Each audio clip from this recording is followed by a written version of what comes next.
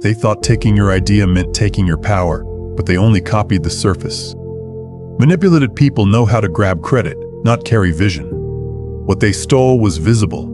What made it work was hidden. And by the end of this message, you will understand why the theft itself was the beginning of their collapse, and how to reclaim your authority without chasing anyone for validation. If this message confirmed what you already felt, type 7777 in the comments, like this video, and subscribe to this channel. There is a kind of betrayal that hits deeper than disrespect. It is not only that they overlooked you, it is not only that they used your work, repeated your language, or presented your insight like it came from their own mind. It is that they touched something you labored over in private, something you prayed over, refined, carried, tested, and protected. And then they stepped into the room wearing your effort like it was a jacket they bought for themselves. That kind of theft has a special sting, because it attacks more than recognition. It seems to attack identity. It makes you wonder whether your value can be separated from your name. It makes you question whether the world only rewards performance, packaging, confidence, and timing, while the real builder gets left behind. A lot of people never talk honestly about that moment. They talk about forgiveness too early. They talk about moving on too quickly. They talk about being the bigger person before they even admit the wound was real. But when someone steals your idea, what hurts is not simply the missing credit. What hurts is the insult hidden inside the act. They were close enough to see what was precious, but not honorable enough to protect it. And still, even in that, there is something they did not understand. They did not steal your ability. That is the line that changes everything. Because an idea is not the same thing as the inner world that produced it. A concept can be copied. A framework can be repeated. A strategy can be outlined. A phrase can be memorized. A plan can be forwarded, but the discernment that knew when to create it, why it mattered, what problem it solved, how it needed to evolve, and what invisible details held it together that cannot be stolen in a screenshot, a slide deck, or a meeting summary. People who take credit usually overestimate the value of possession and underestimate the value of embodiment. They think ownership is the magic. It is not. Execution is the magic. Discernment is the magic. Timing is the magic. Pressure-tested understanding is the magic. The quiet intelligence built from lived experience is the magic. That is why two people can hold the same information and produce completely different results. You have probably seen this before in ordinary life. Someone copies a business model and still cannot sustain it. Someone imitates another person's communication style and it sounds hollow. Someone follows the exact recipe and still the meal comes out flat. Someone borrows language about leadership, healing, strategy, or creativity, but the moment real-life complexity enters the room, their confidence starts shaking. Why? Because the visible structure was never the whole thing. There was touch involved. There was intuition involved. There was adaptation involved. There was presence involved. There was a kind of living intelligence inside the work that cannot be duplicated by theft. And this is where a lot of wounded people get trapped. They think, if that person has my idea, then they now have my future. If they got there first with what I built, then maybe I missed my chance. If they were praised for what came through me, then maybe I have been erased. No, you have been wronged, but you have not been erased. What came through you can come through you again. Not because you are a machine that produces endless content, but because the source is still intact. The well was never in the document. The well was never in the pitch. The well was never in the performance they copied. The well is in the inner alignment they do not have access to. That is why spiritually aware people have to be careful not to panic in seasons like this. Panic makes you chase evidence of your value from the same people who just revealed they cannot be trusted with it. Panic tempts you to over-explain, defend, expose, argue, and prove. But some battles are not won by louder explanation. Some are won by deeper embodiment. And that can feel frustrating at first because your human side wants immediate correction. You want the room to stop and say, wait a second, that came from you. You want the email corrected. You want the public acknowledgement. You want the stolen thing returned in the same place it was taken. That desire is understandable. But here's what most people never notice. Theft creates a delay between appearance and reality. In the appearance stage, it looks like they won. In reality, they inherited a burden they do not know how to carry. That matters. Because the person who steals credit is usually not stealing from strength. They are stealing from insecurity. They are stealing because they need the image of originality more than they possess the substance of it. They need the room to believe they are the mind behind the outcome, because privately, they do not trust their own depth. They know how to gather attention, but they do not know how to generate weight. So they take what was cultivated by someone else and use presentation as a substitute for actual capacity. This happens in workplaces all the time. One person stays late solving the hidden problems, catching the inconsistencies, refining the process, seeing 5 steps ahead. Another person walks in with charisma, timing, and just enough nerve to summarize that labor in front of decision makers. The room claps. The polished version gets attention. The originator goes quiet and burns inside, but the story is not finished in that room, because eventually the person who presented the idea has to lead it. Eventually they have to answer questions without you feeding them. Eventually they have to make adjustments when the first version stops working. Eventually they have to handle resistance, complications, follow-up, and contradiction. Eventually somebody asks, "Can you take this deeper? Can you adapt this for a different context? Can you solve the next layer? Can you explain the logic behind it? Can you troubleshoot what is breaking?" That is the moment theft reaches its limit. And if you have lived through this before, you know that moment has a strange silence around it. At first, nobody notices the crack. Then meetings get awkward. Deadlines slip. Their explanations get vaguer. The original clarity starts fading. They become defensive when pressed. They repeat themselves. They rely on buzzwords. They blame timing, communication, or team dynamics. But underneath all of it is a simpler truth. They took the map, but not the mind that drew it. That is why you cannot measure your worth by who got the first round of applause. Applause often goes to visibility. Authority goes to substance. And those are not the same thing. Some of you have been grieving as if your gift was stolen permanently, when what really happened is that your gift was exposed as rare. People do not steal what carries no value. They reach for what has life on it. They imitate what they cannot generate. They attach themselves to what already has force, clarity, favor, or momentum. That still does not make the betrayal acceptable. But it does explain something important. The theft was confirmation, not confirmation that people are good, not confirmation that systems are fair, but confirmation that what you carry has weight. Your burden in this season is learning how to read the pain without bowing to it. Because pain can tell the wrong story if you let it lead. Pain says, "They took it, so I must have lost." Discernment says, "They took it because they recognize value, but their recognition does not determine my authority." Pain says, "I need to rush and prove myself." Wisdom says, "What is real can survive delay." Pain says, "I have been replaced." Truth says, "An imitation can occupy space for a moment, but it cannot sustain the frequency of the original." And that may be the part people around you do not understand yet. You are not grieving a random misunderstanding. You are grieving what happens when vision meets dishonor. You saw something before others saw it. You shaped something before others understood it. You carried responsibility. They did not even notice. Then, once the work became useful, someone else positioned themselves as the face of it. That can make a sincere person go silent in a dangerous way. Not peaceful silence, wounded silence. The kind of silence that starts doubting its own instincts.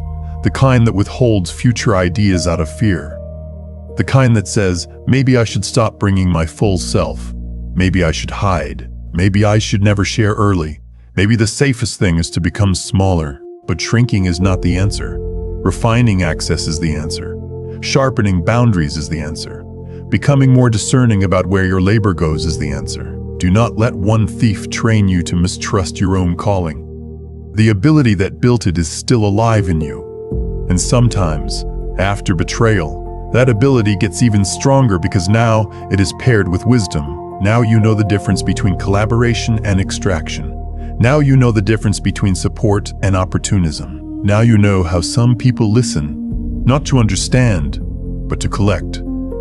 They ask questions, not because they care, but because they are scanning for language, strategy, and leverage. They keep conversations casual while quietly measuring what they can reuse later. You felt that before, didn't you? That odd sensation of sharing something meaningful and somehow leaving the conversation more drained than connected.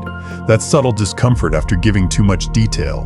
That moment when someone seemed unusually interested in your process, not your well-being. At the time, maybe you called yourself guarded. Maybe you thought you were overthinking. But often your spirit was picking up what your mouth had not learned to name yet. Not every curious person is harmful, but not every attentive person is safe. Some people study brightness because they want to benefit from it without honoring the source. And when you finally see that clearly, another painful truth rises with it. They may have celebrated too early because they also assumed you would collapse under the emotional shock. They thought the theft would knock you out of your own confidence. They assumed that if they could get ahead of your name, they could get ahead of your power. They believed your discouragement would do half their work for them. That is why this moment matters so much. Your recovery is not just emotional. It is strategic. The calmer you become, the more accurate you become. The more accurate you become, the less likely you are to hand your power away trying to reclaim what was always yours in the first place. And now we reach the second layer. Because stealing the idea is one thing. Believing they won by stealing it is another. That illusion can look convincing for a while. They may get attention.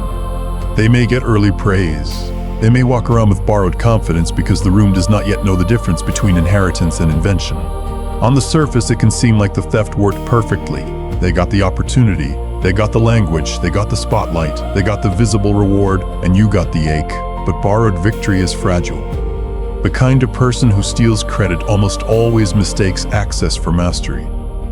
They assume that because they touched the outcome, they now possess the engine. Because they repeated your words, they think they carry your understanding.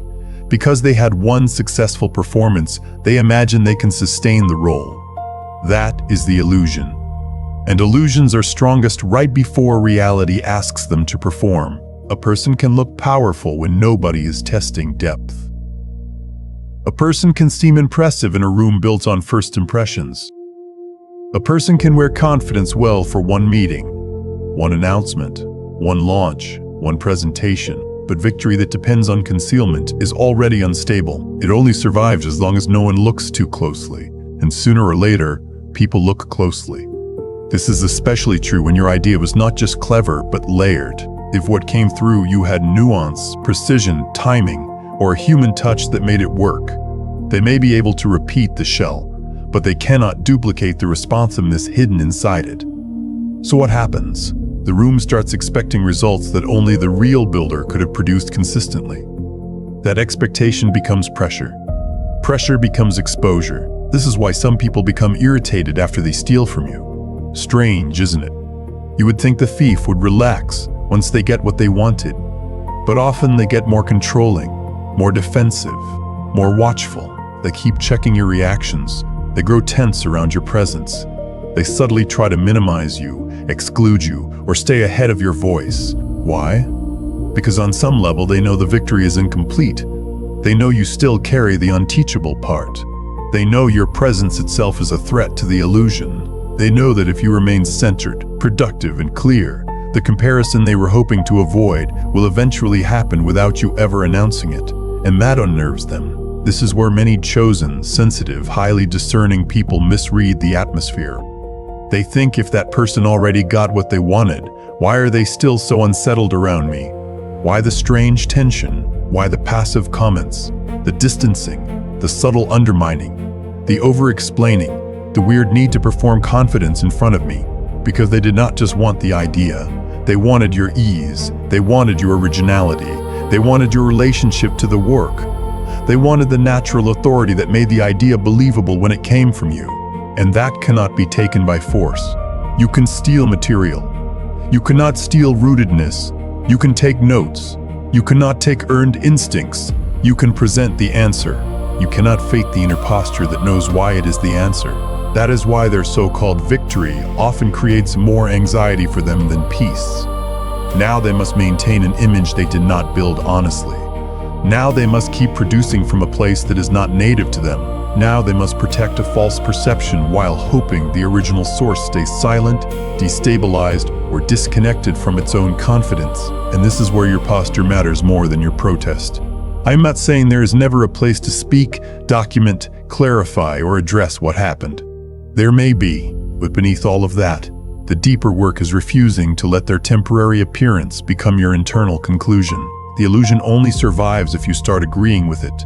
The moment you believe they took your future, you start living beneath your actual authority. Do not do their work for them. Do not internalize the lie just because they externalized the theft. Remain observant. Remain sober. Remain anchored, because what looks like their win may only be the setup for visible contrast. And visible contrast is powerful.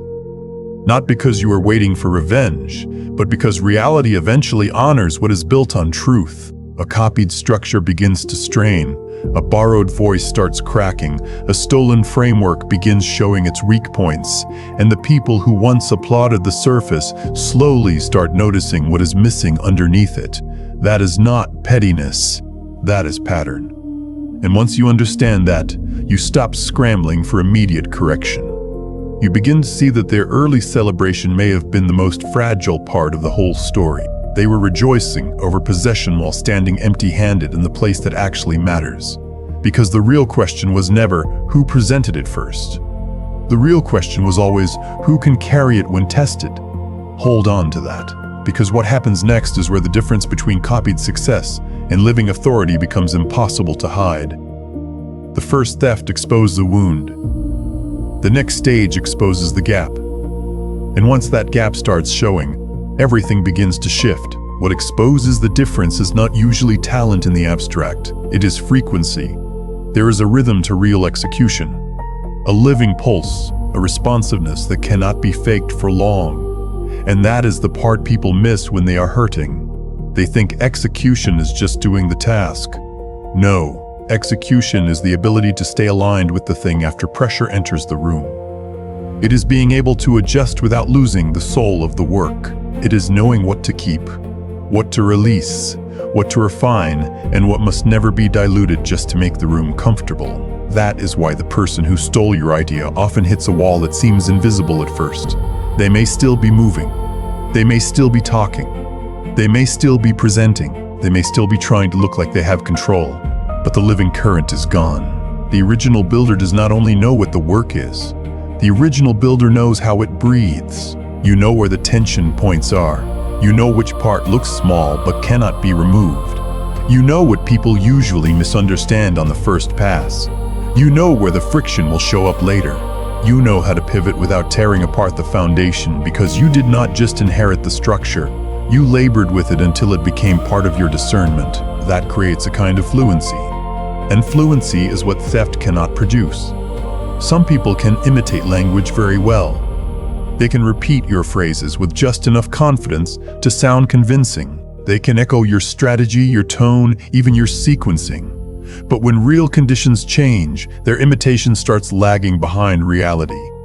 They have memorized shape, not substance. They know the outline, but not the internal logic. They can perform certainty while things are smooth. But once there is interruption, conflict, ambiguity, or an unexpected variable, the missing frequency gets loud. You can hear it in how they answer. You can see it in how they hesitate. You can feel it in how the room slowly loses trust. Because something starts slipping. The work no longer carries the same life. The decisions get flatter. The details get weaker. The follow-through becomes inconsistent. The intuition that used to make everything feel precise is suddenly absent. And this is one of the hardest things to explain to people who have never built anything from the inside out. They think if the thief has the plan, then the outcome should be the same. They believe good work is interchangeable as long as the components are copied correctly. But the deepest work is never mechanical. It carries the signature of the person who can hear what others only repeat. That signature is subtle, yet it changes everything. Think about the people you have met who are truly gifted in what they do. Not just flashy, not just confident. Truly gifted. There is usually something hard to quantify about them. They know when to pause. They know when something looks right but feels off. They know how to sense trouble before it becomes visible. They know how to communicate the same truth 3 different ways, depending on who is listening. They know when to be firm and when to be flexible. They do not just apply knowledge. They move with understanding. That is execution frequency. It is not merely productivity. It is calibrated intelligence under pressure. And that is exactly why the thief's early momentum often starts decaying without them understanding why. They may blame other people. They may say the environment changed. They may act like the audience suddenly became too demanding. They may insist the team is not supporting them properly.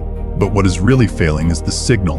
The work no longer has its original coherence because the person leading it does not have an organic relationship with what they stole. There's a difference between carrying a vision and carrying stolen material. One is alive. The other is heavy. One generates more clarity with use. The other gets more fragile with use. One deepens when tested. The other starts fraying. And you need to know that, because if you do not, you may keep measuring the situation too early. You may look at their temporary position and assume permanence. You may see a few months of attention and think they escaped consequence. You may hear praise from people who do not know the backstory and conclude that truth has no weight in this world, but time reveals frequency, especially when repetition is required. Anyone can wear someone else's brilliance one time. Some people can even do it for a season. But sustained execution demands contact with the source. Sustained execution requires inner architecture. It requires conviction that is not borrowed, understanding that is not rehearsed, an instinct that does not depend on looking over your shoulder to see whether the original creator is still nearby. That is why some thieves become oddly obsessed with your movements after taking from you. They keep checking what you are doing. They monitor whether you are still creating. They get tense when you begin building again. They become reactive when your calm returns. It is because your continued presence reminds them that they never secured the root. They only interrupted the branch they could see. And this matters spiritually too, because when God gives you discernment, part of that gift is not just seeing what is happening, but knowing when not to panic while it unfolds. A lot of emotionally exhausting situations get worse because people start reacting to the first layer only. They feel the theft, then they rush into exposure mode, or rage mode, or collapse mode. But if you can stay anchored long enough to observe, you begin to notice the deeper pattern. What was taken from you starts malfunctioning in the hands that dishonored it. Not instantly, but measurably. You see the strain, you hear the hollowness. You watch the confidence become more performative.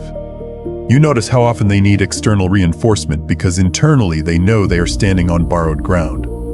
And here's where you have to be careful. Do not become so fascinated by their unraveling that you lose touch with your own restoration. That is a trap too. Some people survive betrayal but get stuck in surveillance. They keep watching, waiting, hoping for the collapse to become obvious enough to satisfy the wound. They want the embarrassment to be public, undeniable, poetic. They want the room to finally say what they have known all along. But a heart can get entangled that way. Your energy can become attached to somebody else's instability instead of your own assignment. You were not called to orbit their downfall. You were called to stay in your authority. Yes, reality exposes what is false. Yes, pressure reveals who can actually carry weight. Yes, there is often a public moment when the gap becomes harder to hide. But your peace cannot depend on the timing of that moment. It has to come from something deeper. It has to come from knowing that what is truly yours does not need panic to protect it. It may need wisdom. It may need boundaries. It may need documentation. It may need distance. It may need a quieter strategy than your emotions originally wanted. But it does not need desperation. Because desperation starts spending energy like someone who believes the source is already dried up. The source is not dried up. You are still the one who knows why it worked. And once you understand that, another layer becomes visible. The missing execution frequency is not only a problem for them professionally, it becomes a problem relationally. They cannot carry stolen vision without also carrying hidden tension. They become brittle. They become controlling. They may overtalk to compensate for lack of depth. They may resist collaboration because real collaboration could expose what they do not know. They may dismiss questions too quickly. They may create confusion around simple things because confusion gives them cover. Sooner or later, other people start feeling it. Not everyone can name it, but people can feel when something is off. They can feel when leadership is all surface. They can feel when an idea is being handled without intimacy. They can feel when a voice sounds rehearsed instead of rooted. They can feel when the person at the front is managing perception more than carrying truth. And this is where the public part begins. Not always through scandal, not always through confrontation, often through accumulation. A little inconsistency here, a poor decision there, a vague answer at the wrong time, a missed detail that should have been obvious, a forced confidence that does not match the moment, a pattern of strain that grows visible because pressure keeps asking for what theft cannot provide. That is how collapse usually arrives, not as one dramatic movie scene. As a series of exposures, piece by piece, the image starts separating from reality. The people who once assumed competence begin asking better questions. The people who are impressed by confidence start noticing weak follow-through. The people who trusted the surface begin sensing the lack of depth underneath it. And the person who stole from you starts feeling the room change, even before anyone says it plainly. That shift is unnerving for them because they know what built the image, and they know they do not possess enough to sustain it honestly. This is why their behavior can become even stranger during the stage. Some get more defensive, some get colder, some get louder, some start subtly discrediting others in order to protect their own position. Some keep borrowing more and more because now theft has become maintenance. They are no longer stealing to get ahead. They are stealing to delay exposure. But delay is not rescue, and let us pause here for the simplest truth in this whole message. You can steal the recipe, but you cannot steal the chef's touch. That is not a cute line. That is the structure of reality. The recipe tells you ingredients, order, and temperature. Fine. But the chef knows texture. The chef knows timing by feel. The chef notices when something needs another minute even before the timer says so. The chef knows how to adjust when one ingredient is slightly off. The chef knows how to rescue what another person would ruin. The chef carries memory in the hands, not just information in the head. So yes, someone may take the instructions. Then they discover the instructions were never the full transfer of power. And once that becomes obvious, the public collapse is no longer about punishment. It is about contrast. People begin to see the difference between copied form and living command. Maybe it happens in a meeting where a deeper question is asked, and the answer never really comes. Maybe it happens in the quality of the work declining, where excellence used to be expected.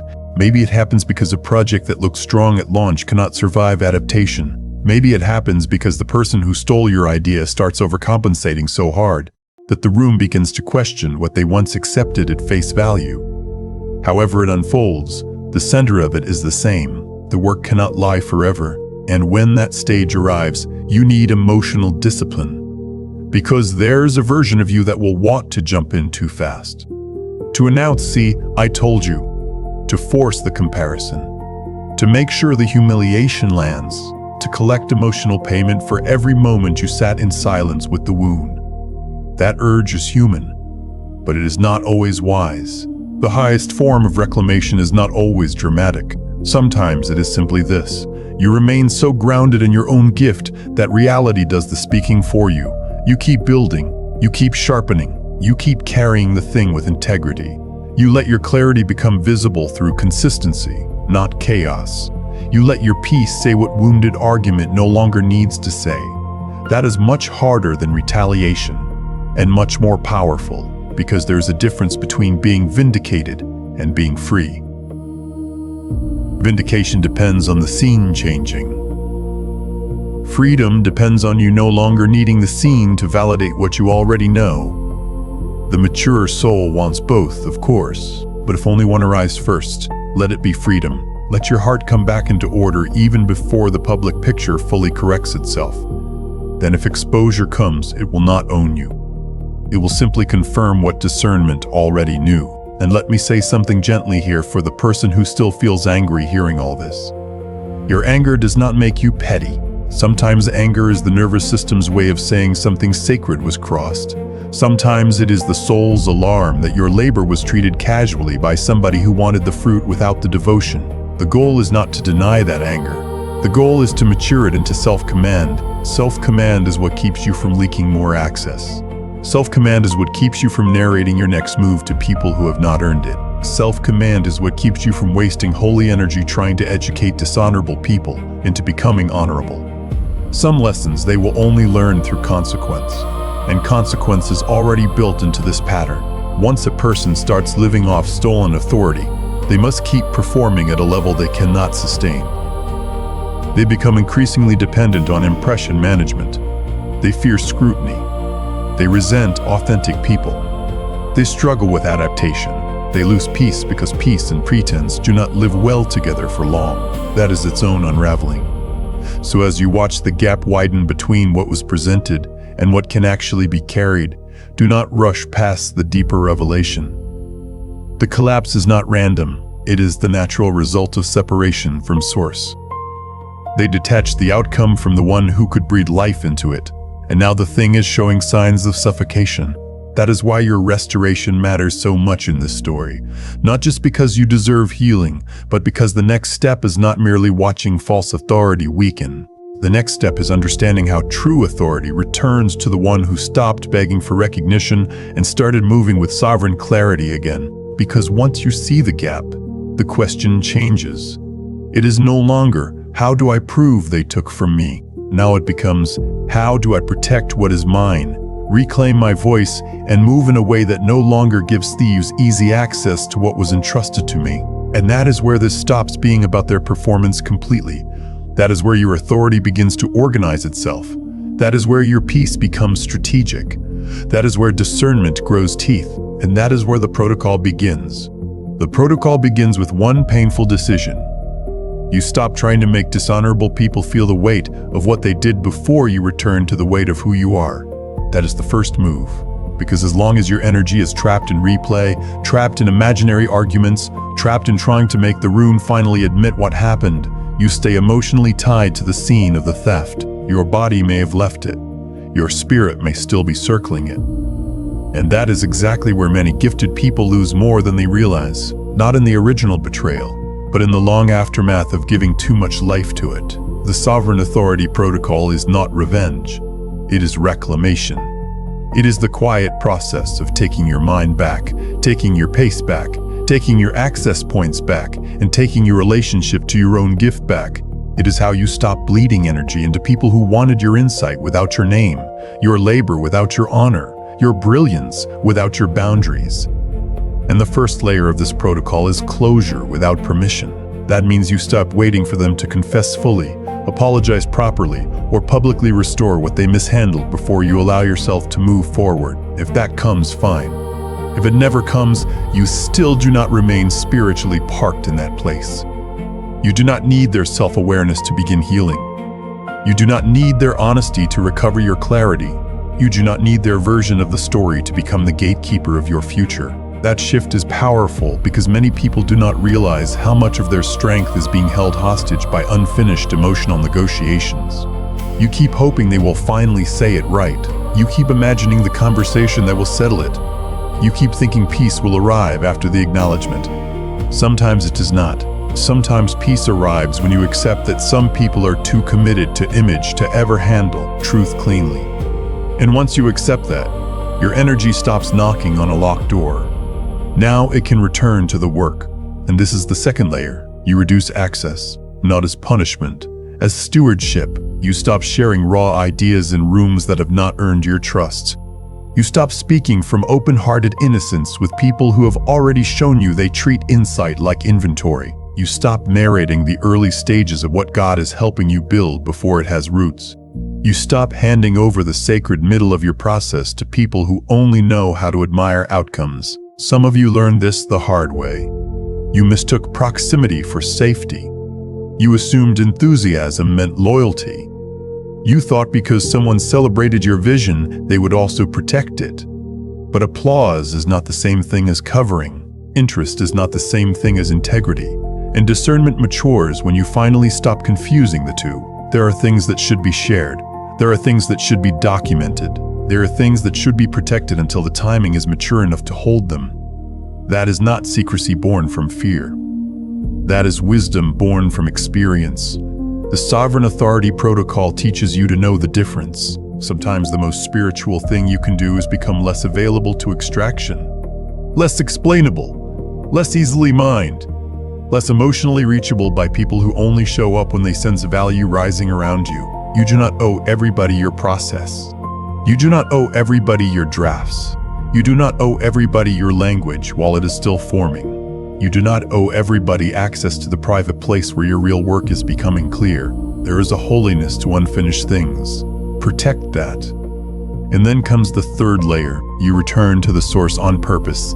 This is where a lot of people are tempted to rush back into production just to prove they still have it. But proving is not the point. Reconnection is the point. You need a season, even if brief, where you create again without the thief in the room mentally, without seeing their face every time your gift starts moving, without comparing your pace to their visibility, without turning your next creation into a reaction project. This matters because stolen credit can contaminate your relationship with your own flow if you are not careful. It can make the act of building feel unsafe. It can make creativity feel exposed. It can make leadership feel costly in a way that causes hesitation, where there used to be freedom. So go back to the source quietly, pray again, think again, write again, build again, refine again. Not for the crowd, not for the argument, for alignment. You need to hear your own sound again without interference. And when that sound starts returning, you will notice something beautiful. The thing they stole was never the full language. It was only one expression of it. The same wisdom that gave you that idea can give you the next one. The same intelligence that solved that problem can solve another. The same calling that flowed through one project has not retired because somebody mishandled your trust. This is why calm people become dangerous to manipulators. Not because they are vengeful, because they are renewable. The manipulator is often depending on your discouragement lasting longer than your discernment.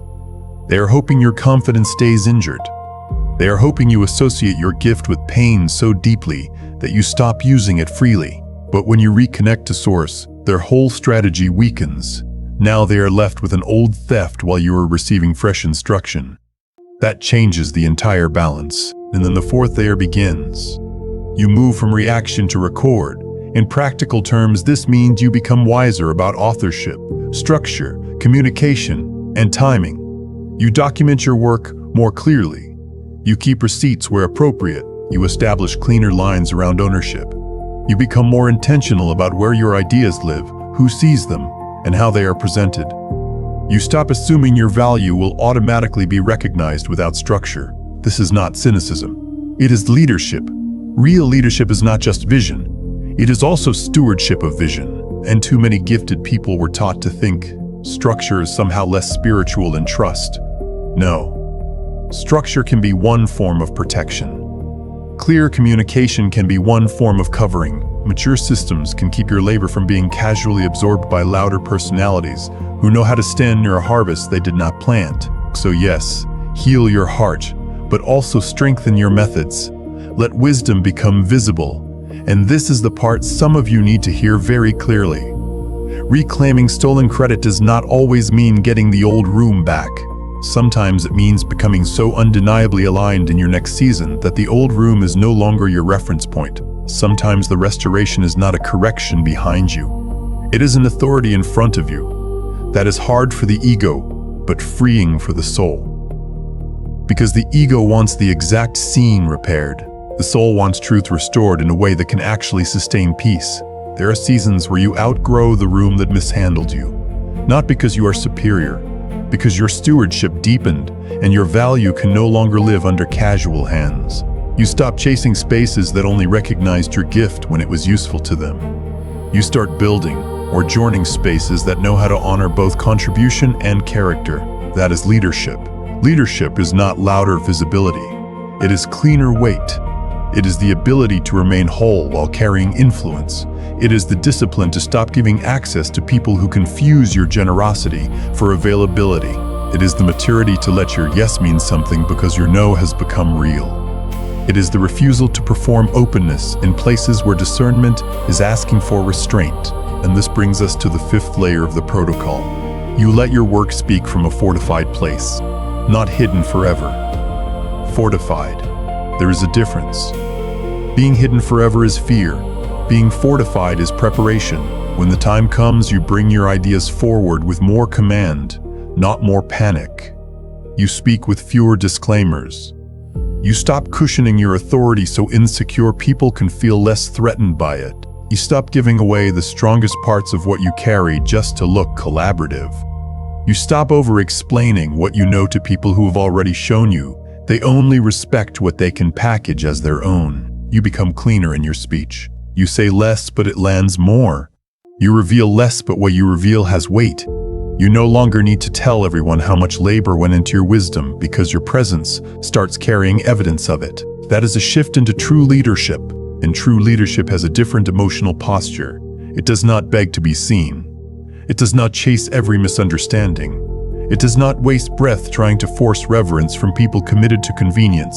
It remains teachable, yes, humble, yes, open, yes, but not porous, not careless, not available for exploitation in the name of being kind. Some of you were told that being good meant being endlessly accessible. It did not. Some of you were told that if your heart was pure, you should not need boundaries.